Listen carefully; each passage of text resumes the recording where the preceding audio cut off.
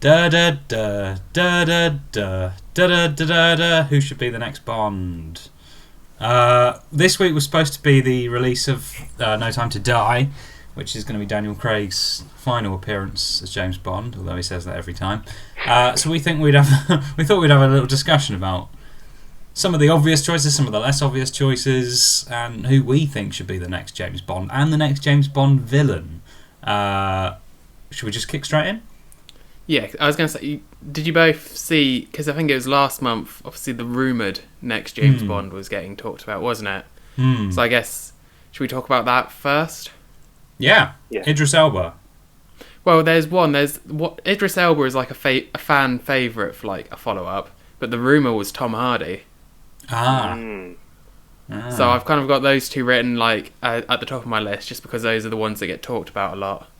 I think Idris Elba would do a good job. Tom Hardy, I think I'd need to be sold on a little more, just because he's a very versatile actor, but he is. I don't know. It depends what they're really going for with the Bond movie in general, doesn't it? I feel like maybe those would have been like perfect choices maybe like 10 years ago. Yeah.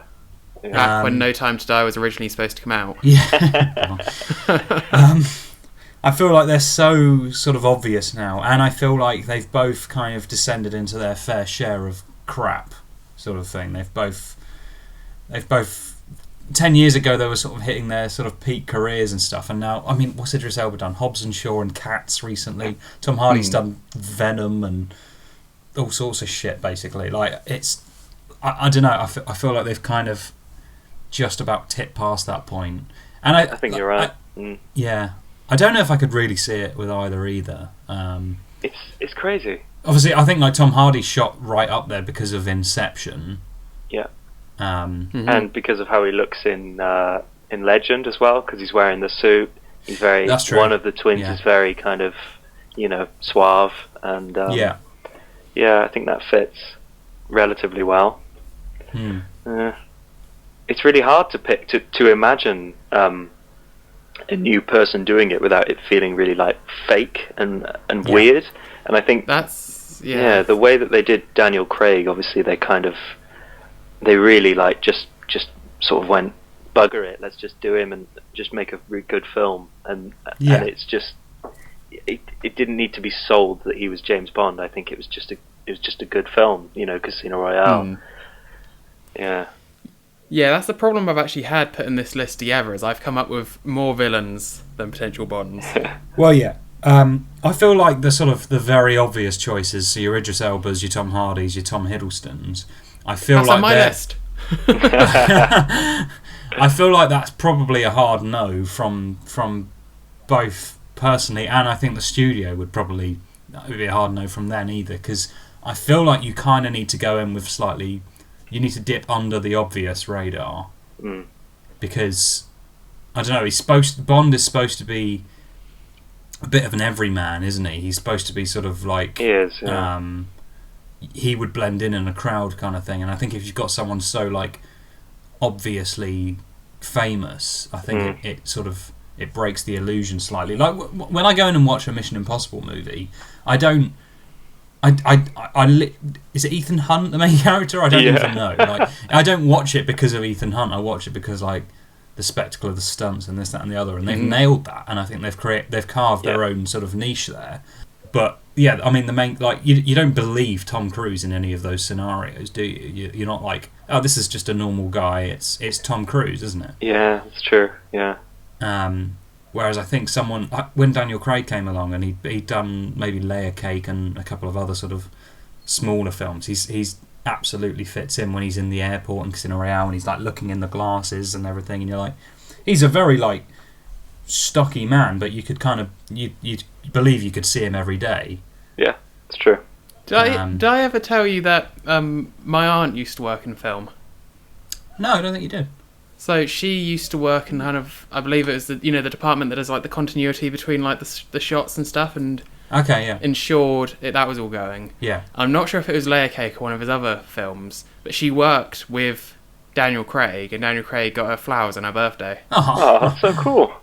Yeah. Yeah. So That's kind of my Daniel Craig story. Nice, that's very cute. I like that. Uncle Daniel, yeah. Uncle Daniel.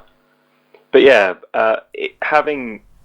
I'm just going to put my Bond hat on here and just say, having read so many of the books, it's really interesting what words come up to describe Bond as a character in all the books, because he's often described as being quite sunburnt, which I find really interesting.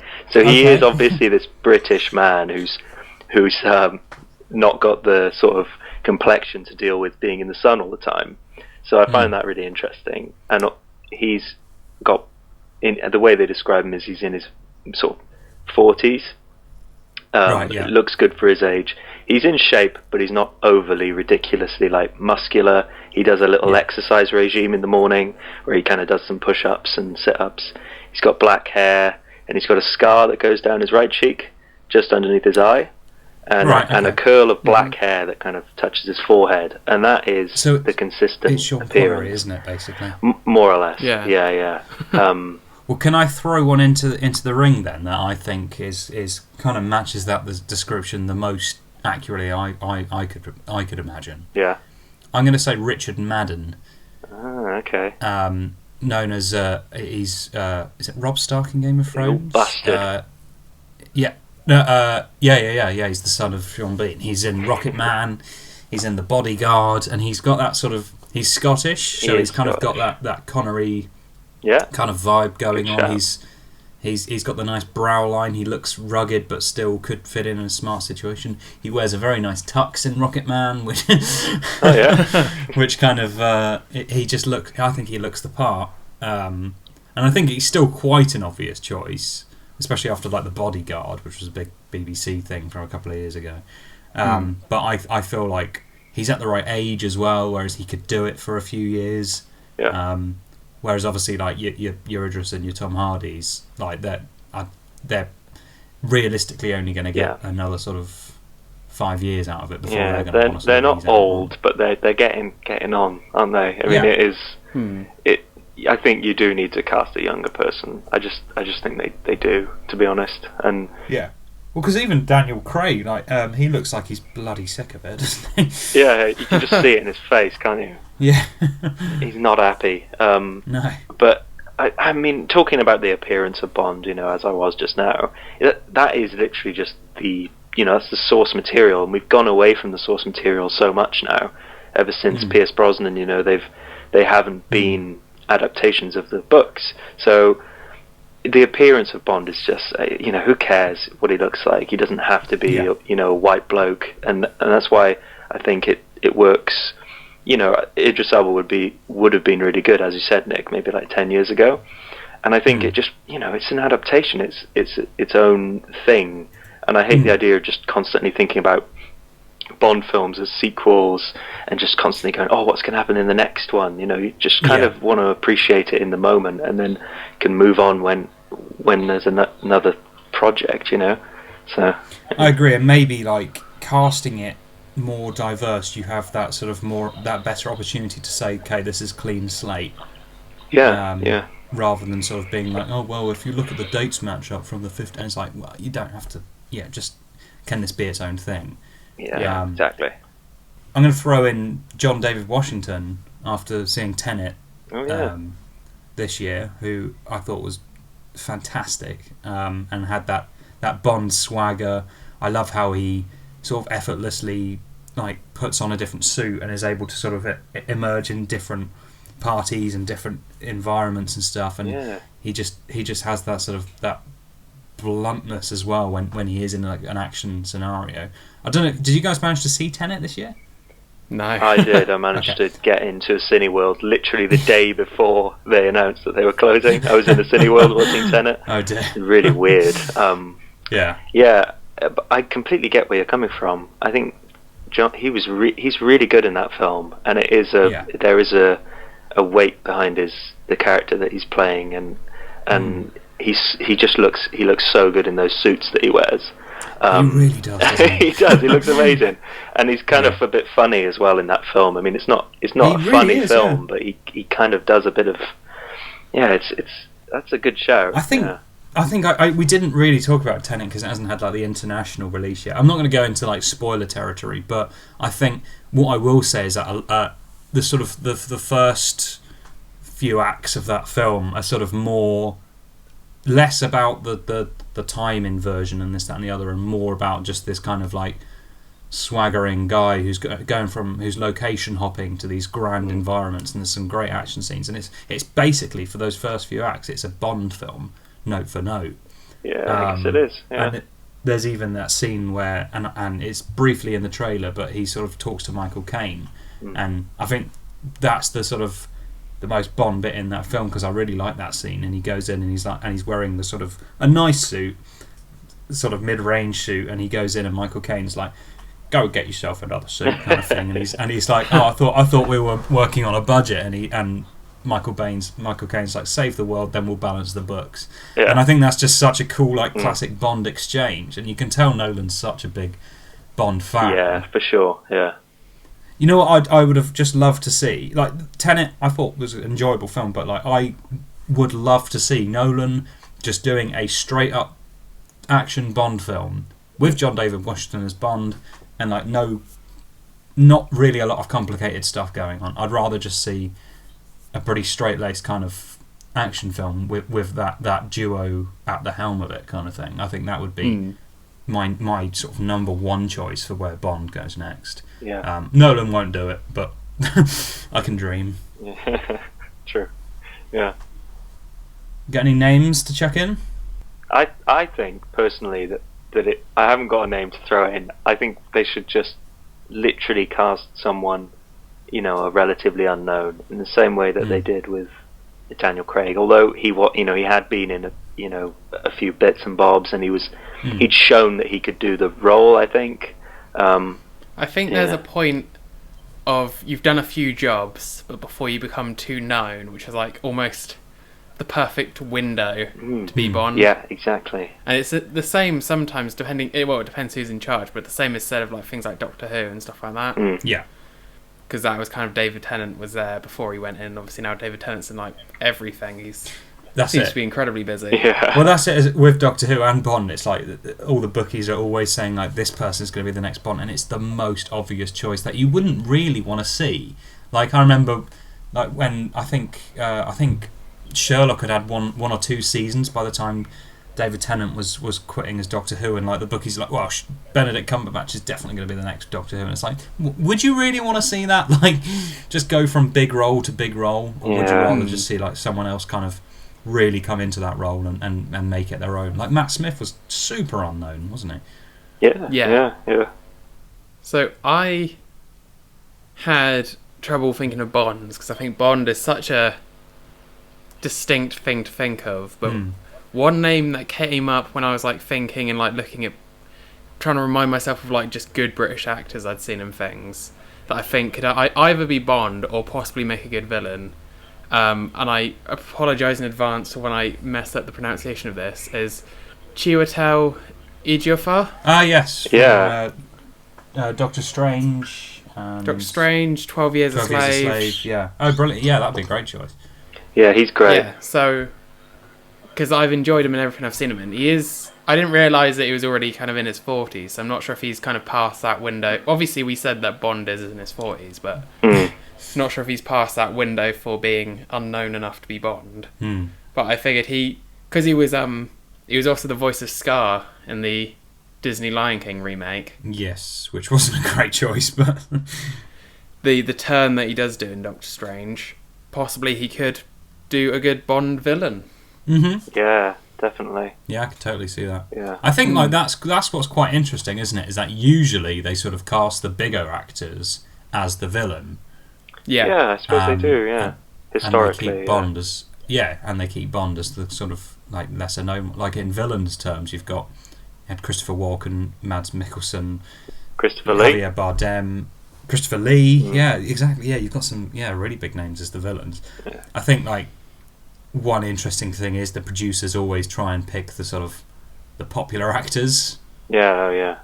As the villain. So like if I was to chuck some villain names in, Timothy Chalamet. Oh yeah. Could it be like a kind of Q actor. Yeah, sort well, of like a I'm young thinking guy. he could. Yeah, exactly. He could sort of. You could try and. I mean, Bond's never really been the most relevant franchise, but I mean, you could try and do something a little bit more relevant with the villain, rather than just like, I'm a villain and I've got this big tech company and I'm releasing a virus that also, I'm gonna hack. I don't know. I'm gonna hack the UK. Yeah, like, the UK. Yeah, and I've created these lovely little video graphics that come up on screen, so you know you're being hacked. Skull and crossbones and all of that good business. Yeah. Yeah, I feel like you could sort of, I don't know, you could tune it in a little bit more with sort of popular culture and have, I don't know, maybe like this sort of alt-right kind of kid who's kind of started his own sort of following. I don't know, try and make it a little bit more relevant. I don't know. Oh yeah, I think that's a cool idea. I mean, Timothy Chalamet is just, I mean, he's amazing, isn't he? And everything, he's just so good. And yeah, I can see that working in that vein of like casting popular actors of the time. He's so right, and it could, because he's young and he's got a young audience obviously that follow him. I think that would be really cool. Yeah, whatever the role. Yeah. So in terms of villains, I guess you could split mine into two distinct categories. One is I've seen them be a good villain in other stuff, so therefore they would be a good villain here. Or two, I've only ever seen them play a good guy role. It'd be fun to see them play a villain. Ooh, cool. Yeah. So if I start with people that I just think have played good villains in the past, the first on my list is actually Jamie Lee Curtis. Oh yeah. Oh yeah. She does a guest spot in the most recent season of Archer, which obviously is animated, but her character is basically designed to look like her. And obviously she plays quite a grey, morally character in Knives Out. And also, you know, doing the thing of having like a female villain as well. To be like the counter to Bond would be quite good. That would be really cool, yeah. Yeah, definitely. Have either of you seen either Brooklyn Nine-Nine or The Good Place? Bits of Brooklyn Nine-Nine. Same, yeah. So there's Mark Evan Jackson, who plays Captain Holt's husband. Oh yeah. Okay. And he plays like a devil, basically the head of the demons in The Good Place. And obviously he's just got that kind of stature to him and that almost like poshness that kind of would make... That would be quite a cheesy villain, though. He's very dry, he's very dry, isn't he? So it's like, yeah. Like, he would be like the stereotypical stroking the cat going, Mr. Yeah, Bond, he would, wouldn't he? We should last. Oh, the producers would love that as well, wouldn't They so would, yeah. You'd be like, oh, can we try and move away from this? They'd be like, absolutely not. Let's have bring back that cat. Bring back the corpse of that cat that we've had since the 60s. And you put it on that Let's go back to the proper layer with, you know, the door that opens and they fall into the shark tank. Yeah. Shall we have him say, do you expect me to talk? And then he'll say, no, I expect you to die. No, we shouldn't. Yeah, no, let's do it. Absolutely do it, yeah. Yeah. I love how the Daniel Craig films just really tried to move away from that. And then by Skyfall and Spectre, they were just like, nope, we are firmly back on course. Scraping it back in line, yeah. I've got a feeling that Rami Malek's character, I know he's like this new character, but he feels very Dr. No-ish. He's probably going to be Dr. No. I know, this is the thing, because I read that one this year. Oh, I'd be so sad if he is. I know, because he's talking about things, he wants things to be clean, and he's almost got a bit of an island situation going on. It kind of feels very Dr. No, but not in Dr. No, so it's obviously... Yeah. So it's cool that they take inspiration from the character, but like, I don't know. He is very, very popular actor, isn't he, right now? So it fits with what you said. Popular actor, be the villain, go. Another example of that, I'm just going to chuck in Joaquin Phoenix. Oh yeah. Oh yeah. Recently portrayed a villain, is pretty popular at the moment. Like, it's another name that the studio would probably want. I think he'd do a very good job as well. I just don't know whether, like, you'd have to have a good enough script to actually encourage him in. He's a bit... I think he'd be playing a very specific type of villain, which you need just, the perfect kind of script to allow him to do like his really good job on it. Well, another thing that would sort of lend itself to that is Malek was chosen straight after his Oscar Best Actor win. So, like, if Joaquin was selected, that would be the same story. So funny. Yeah, he just goes a bit insane. I feel like obviously he's got a bit of a history of being a bit of a weird bloke. So Yeah. I think if his character was, I'd feel a bit sorry for him. I don't know whether he would want to do it because he puts himself through such a nightmare getting into his roles. We'd just be a bit of a worry. I hope he doesn't either, because Joaquin sort of just about managed to stay clear of like your big sort of blockbuster. I know Joker obviously made $1 billion. Yeah. So, someone that plays good villains but is always just covered in CGI, it seems. So it'd be nice to see him not covered in CGI. And also, I was reminded recently of just what a down-to-earth good person he is as well, is Chris Eccleston. Yes. Ah. Yeah, that'd be great, actually. Because it was so disappointing how much, like, he's in for the Dark World, but he's not really. No. Yeah. You can't tell it's him, and he has, like, a handful of lines, and that's it. He doesn't even speak English in it, does he? I don't know. No, I don't think so. Elvish. Dark Elvish. He, have you seen the interview where he's talking about, I think he doesn't even know it's sort of coming out in cinemas and whatever, and he's just doing this interview, and he's like, I'm in this upcoming film called Thor: The Lost World or something, and he just like doesn't even know what it's called. He's just like... That's so funny. I think like that's maybe your problem with Eccleston, is that if he gets invested in stuff he wants to do, which is mostly TV, because I think he gets a bit more control over it, and he can film where he lives and everything like that. I think he's got to have his heart in it to do it. Yeah.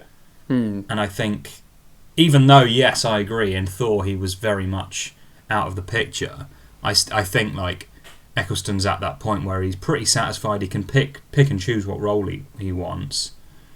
But I feel like if it was just a paycheck, he would just treat it as that. Yeah. Yeah. He did pretty much do a Bond villain role in G.I. Joe. Did you ever watch that? I didn't know. Oh, man. No, I didn't. I remember that was one of the things he was in, but I never saw it. It's I can't remember what my feelings are about it. It's not a good film by any means. Was that the film that got delayed by a year so they could make it 3D on release? Definitely would have been the sort of thing that film would do. Yeah. It's like Channing Tatum, and he's a soldier, and then it's like, oh, there's an elite squadron of Joes, and then it's meet the team. One of them's quiet and he's got swords. One of them's got a loud mouth. One of them's a girl. You know, it's that thing based on toys from the 80s or whatever. Yeah. By all means, there's some cool action stuff in it. They made a sequel that I never watched. But yeah, Chris Eccleston is the villain in that, and he is. I think he's Northern in it or something, and it's just weird watching this American film with this Northern guy just yammering on about it. You know, just using his own voice. Yeah, not great. Yeah, definitely a paycheck, wasn't it? Oh yeah, for sure. Yeah. Maybe a controversial one. I'm on to people who mostly play good guys who might have fun playing villains. Go on. The first one is maybe the most controversial out of the list, but it's Robert Pattinson. Okay. Yeah. That's interesting, because he's also in Tenet and plays a very sort of Bond-esque character. Yeah, I mean, yeah.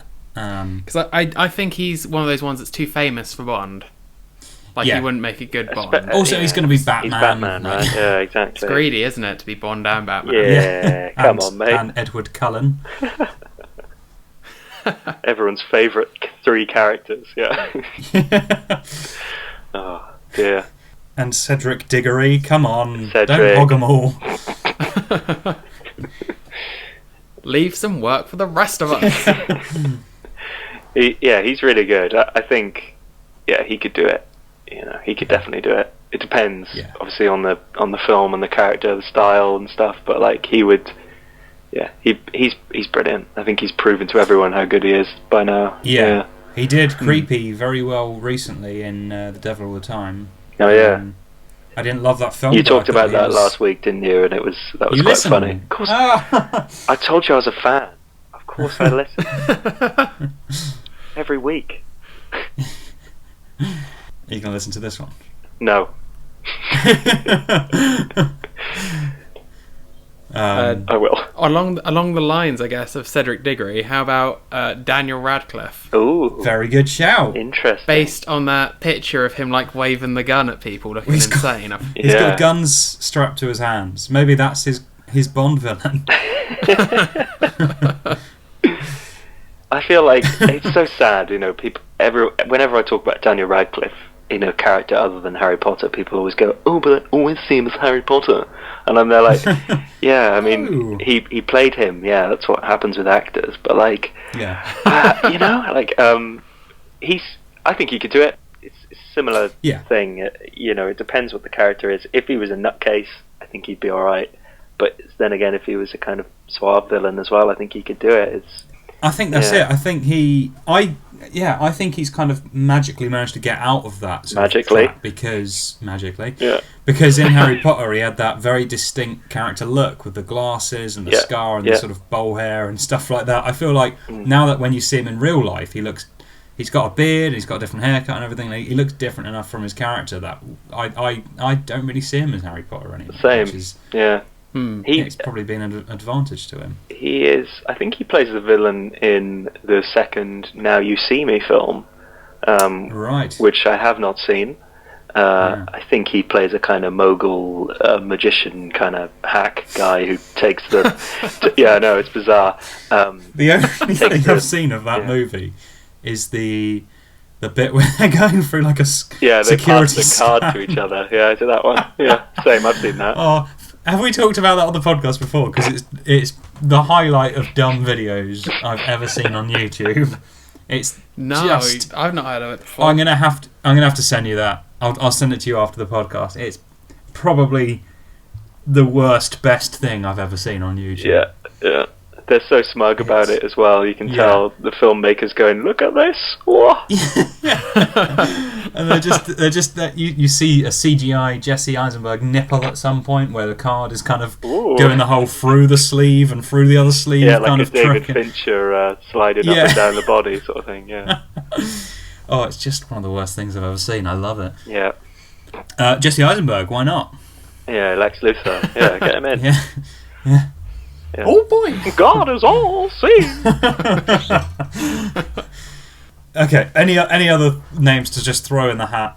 I was going to say just my last one of good guys getting a chance to play a villain was getting me John Boyega. Oh, cool! Yeah. Yeah, that would be cool. Maybe he's a bit too young in his career, but I think he'd be I think he could really get into the role of a villain just because he's got like that charisma and that character to really get into it. Yeah, he's good energy. Dollar. Yeah, he doesn't need to take any other roles again. That's a great shout. That's the thing. He doesn't need another big franchise. He's all franchised out. Yeah. It's sometimes quite nice when you see an actor sort of never or they've done their big franchise and they're just like, right, I'm just going to live on this paycheck and just do the roles I actually want to do. Rather than sort of have to sort of go on to the next franchise, as you say, and that's why I'm kind of thinking about Daniel Radcliffe. Would he want to do it as well, or I don't know? Is he quite content doing his sort of indie stuff? Because I'd be happy if he only ever did indie stuff again. I think a lot of people see it as like a failure when they sort of don't get any more, but actually I think it's a lot of the time it's the actor's choice, isn't it? It definitely is. I think a lot of actors just do the big films to fund like the passion projects, don't they? Yeah, totally. Because like Robert Pattinson has been doing indie films for quite a few years. Yeah. To almost. Yeah. I know this is probably maybe not the best phrase, but it's almost like a palate cleanser after you do a franchise, isn't it? That's it. Yeah. Yeah. Both for the actor and for the audience. And he's come back. So it would really depend on the individual actors, because clearly Robert Pattinson's ready to get involved in another messy franchise. Well, who knows? Because I mean, like, sometimes the line is starting to blur, isn't it, between the sort of the studio and the sort of, and I don't know. I feel like directors are having a bit of a sort of renaissance after it became so much about churning out projects, whereas I think like the Batman, I think they're taking their time with it. They're not like, this is the first in a new cinematic universe. They're sort of, I don't know, it feels like definitely more of a, it's closer to an indie film than your sort of definitely Batman v Superman and that sort of thing. it definitely feels like that, and it's a different interpretation. I mean, it is, it's always going to be, if it's Batman, it's always going to have your standard stuff, but because otherwise people would get too confused and not want to see it. This is the problem we've got with films like this. They'd be like, oh, wait, where's the butler? And it's like, but I love the idea of it kind of going through the sort of gothic Gotham, and it looks real. It has the realism kind of feel, but also has like a nice tinge of things getting a bit creepy, and I'm excited to see how that goes. Yeah. Talking about Batman. We can't stick to a topic. I can't not He's talk done about a few things recently. He was quite a sort of posh, stuck-up guy in Enola Holmes. Oh yeah. He's done He's good. a couple of franchise films, but they haven't sort of really taken off. I think he did Hunger Games and Pirates of the Caribbean, neither of which they promise to be his sort of big career starters. But I mean, he's very popular. I'm not saying he's not doing well, but like, he's had a couple of sort of false starts, hasn't he, within franchises. It's a bit more of a traditional, obvious choice, but like I think he could. Yeah.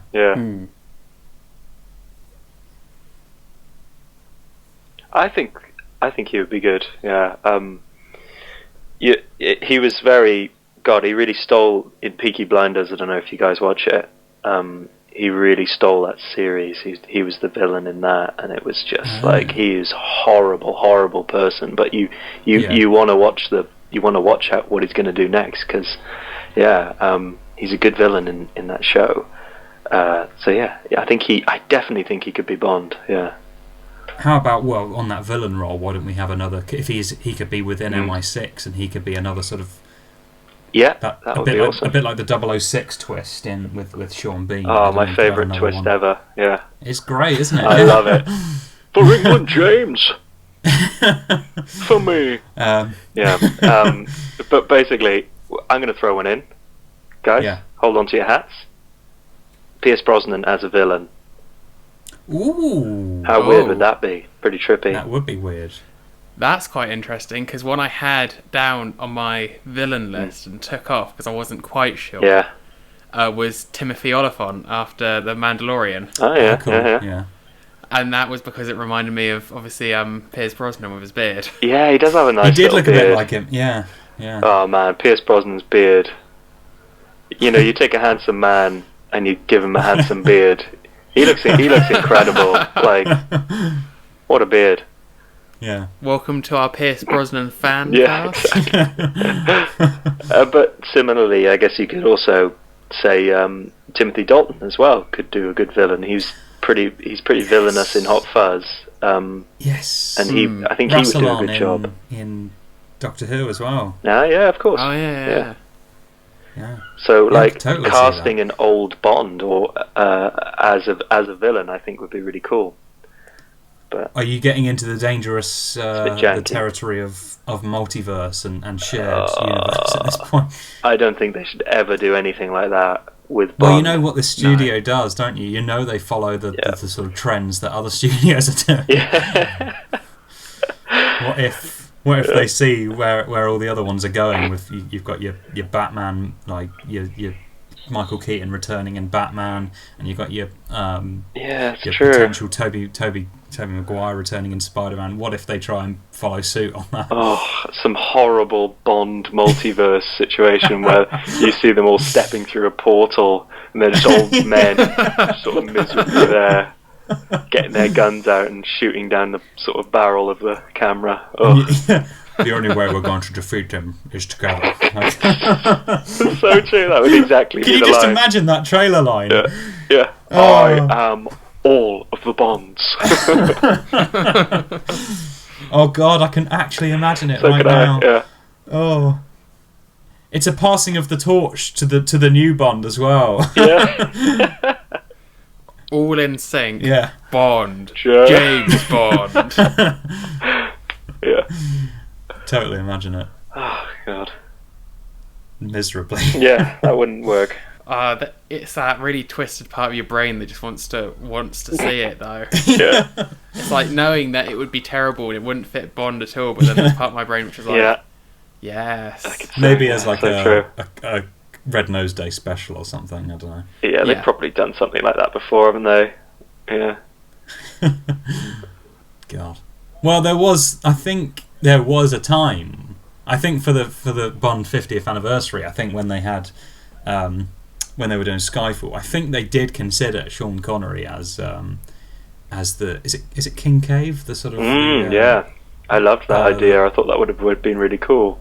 Yeah, the old boy. Well, yeah, but it almost seems like it's touching on that sort of territory, doesn't it? It is, yeah. Yeah.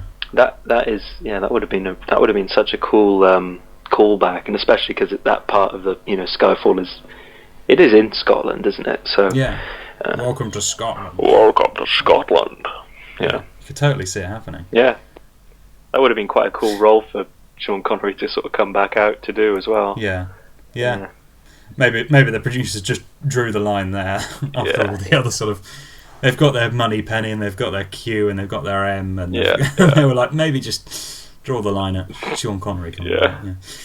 Yeah. I think what they could do is it wouldn't be very overt, but just if you ever see like inside where 007 just like spends his time, if the pictures on the wall are just all the different Bonds and it's all just implied to still be him.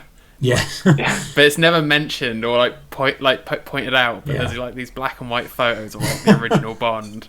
It's supposedly still him. Yeah. What a mess. So okay, just to sort of, unless we've got any more ideas, like what are people? Out of everything we've discussed, what's everyone's number one pick for the new Bond and the new baddie? I think the guy you said from Tenet would probably make a good Bond. He is American, though. That's another thing you need to take into consideration. We've had an Australian Bond. We have, yeah. He wasn't very good, though, was he? That one film. He had one in him, and then it was like, no. The thing is, I'd be content if there's some Tenet sequels and or spin-offs and this and the other, because I loved his character, the protagonist. Yeah, I'd love to see. I was left wanting more as well after that film. Yeah. Which Nolan won't do. So I guess the reason why I want him as Bond so much is because then we'd see more of that. Him swagging around, demanding espressos and this and that. Doesn't he say espresso? Yeah, I think so. And I'm there sort of writhing in my seat. Just one of those people. It's like, how could you, in a film that people are going to watch? Yeah. Espresso. Yeah. I'm gonna throw it John David Washington with Charlemagne as the villain. I'd love to see that punch up. Yeah, that would be love cool. To see that. Yeah. That'd be my number one sort of pick. Anyone else? I'd like to see a female villain, so I think what Phill said about Jamie Lee Curtis would be really cool. Yeah. Like a proper one that because Bond has such a bad history with female characters, and it is it needs to be some better representation. So I think that would be really cool. And I don't know who I'd cast as Bond. I think I'd sort of stick with a relatively unknown person, maybe in their 30s. Whatever race, whatever, it all works now. It'll all be fine. It doesn't. Yeah, I think anything. Are you ready for the ultimate curveball to finish us off? So your villain is Daniel Radcliffe, and as Bond, Rupert Grint. Yeah, I'd see that. Yeah. No, it's obvious. Yeah, let's not do that. Yeah, one of the spiders. Trying to break away from their previous kind of roles, and then you just cast them in the same franchise. That would be so confusing. And then you just don't tell them until they've signed up. Yeah, it's a Harry and Ron Harry Potter sequel. Yeah. Shared universe. Where Harry has just gone mad. Okay. Nice one. As usual, we've established bugger all. Yeah. let us know who you want to be the next Bond. Yeah. On our Twitter or in the comments if this is a YouTube video version. What names have we missed? I'm going to just chuck Cillian Murphy, Tania Miller, Tom Milson. Who else? So many names. So many names. Let us know. Yeah.